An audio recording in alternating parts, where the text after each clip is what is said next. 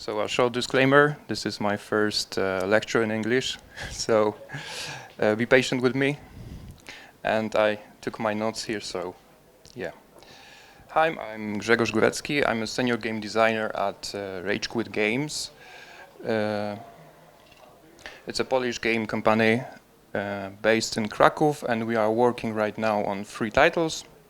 The Wolf, Evil Lands, and Tomorrow. Tomorrow is still in soft launch. If you want to meet us, we have a booth here at Digital Dragons. So what I will be talking about. First, some introduction, what I think game features, in-game features are. Then I would like to tell you a short story about behavioral economic patterns. And we will then put them all together and I will show you some examples. So let's begin. So when talking about in-game features, I think about solutions and modes that keep the player engaged, that he will stick, and eventually it will create a habit, and at the end he will pay.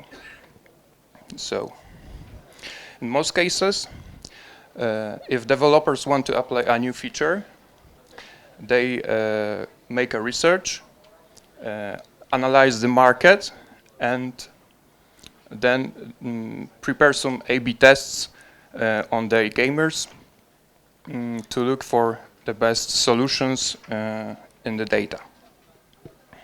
So they are looking what engages the players, what features work, and then when they have found a feature on the market, then they are trying to copy it. Of course, everything depends on the on your game. If you can implement such a feature from the market and on your player base. And that could be the talk. So you have the tools, you have the games on the market, you can copy anything, and that's it. You are just waiting for another feature that some company will come up, and you just copy it into your game. But if we take a step back and look at the top companies on the market and how they approach the features, I think the companies probably know the behavioral patterns that I would like to talk about. So, and a short disclaimer. I will tell now a short story about it.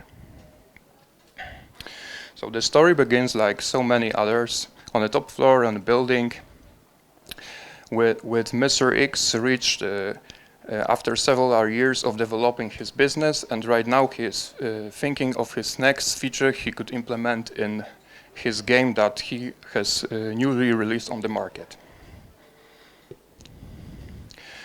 Mr. X is sitting in his chair, looking at the monitor and thinking what feature could he implement. And then a phone rings. Mr. X, we know you. We are monitoring your development. We will send you our team. Before he knew it, the elevator signal rang and 5 people came out of the elevator. One of them was wearing a suit. My name is Dr. B. B like behavioral. And these are my tools. We get people to make the right decisions. Let me introduce my core winning team. Johnny Dopamine. His skill is to rise more dopamine. So what is dopamine, you might think? It's a chemical compound product produced in our brain that impacts our behavior. So it pushes us to choose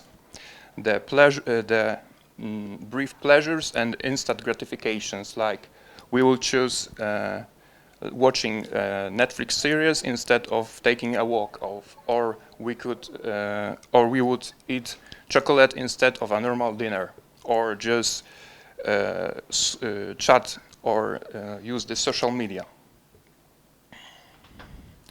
So, when the dopamine is produced, it's not produced when you get the reward, it's produced when you're waiting for it. And the lack of certainty of getting a reward produces even more dopamine. So let's put dopamine in an inventory box. The next person is the decoy. The decoy is a perfect fit for the environment. He gives value to the items he is paired with. For offers, it would be a slightly cheaper but poorer offer that would raise the value of the good offer. In real life, it would be a slightly uglier wingman that would make you look better.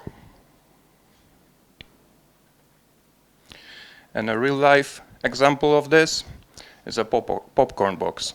If you take out the decoy here, you would probably choose the small popcorn box, but if you add a decoy, then you would think, the larger one, I get more value when I buy the one for $7, not the $3.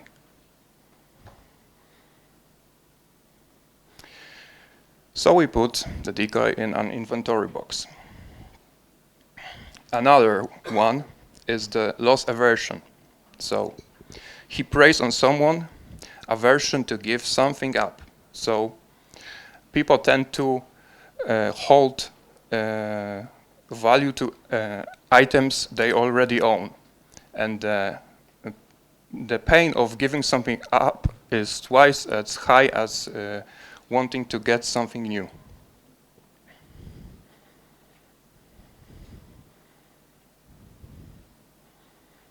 So here's a chart presenting it.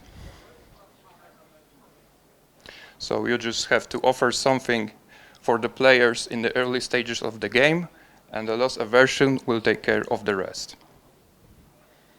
So we are putting loss aversion in our inventory box.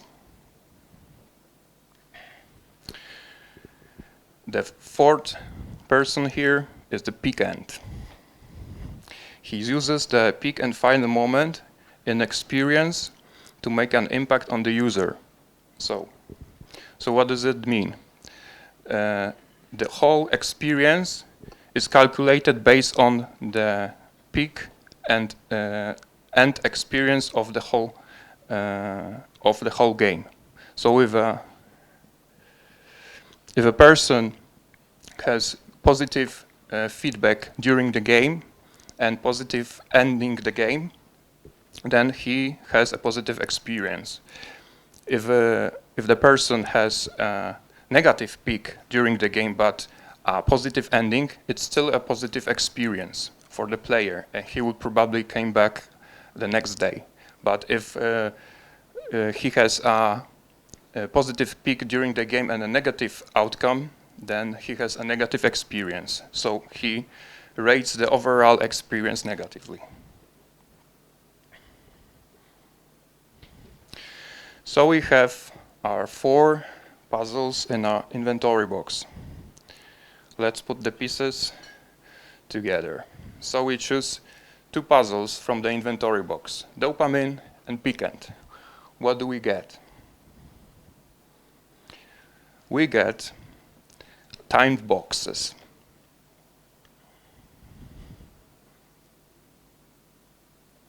So, what gives us the dopamine here?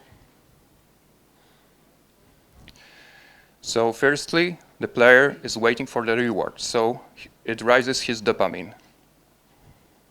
And then, he has uncertain rewards.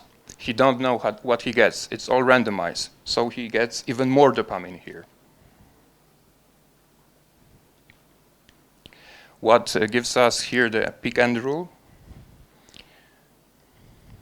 The pick and rule gives us here the ability to time the chests differently, so they could, if a player is playing the game, one of the chests, he could open one of the chests at the end of his session.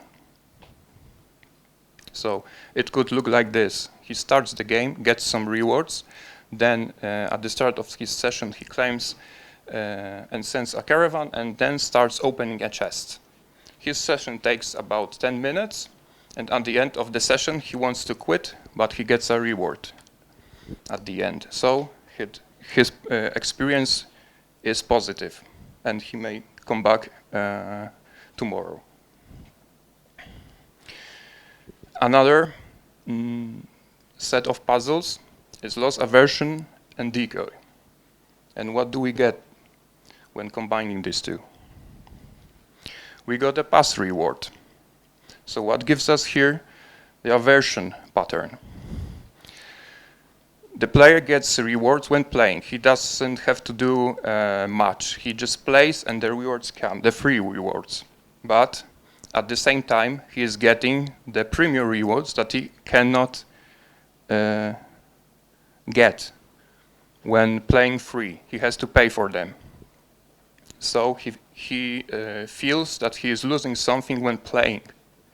And the more he plays, the more rewards, the more premium rewards he gets, and the more pressure he feels to pay for the premium pack. And what gives us here a decoy? More and more companies try to find a golden spot here, presenting the new passes, and they try to differentiate the passes on the flows of the game. So they also offer more than one pack, and one of them would be probably the decoy here. So when you know the tools, you can start to create your own unique features here and try to search for some more patterns like the one I showed here. So, thank you.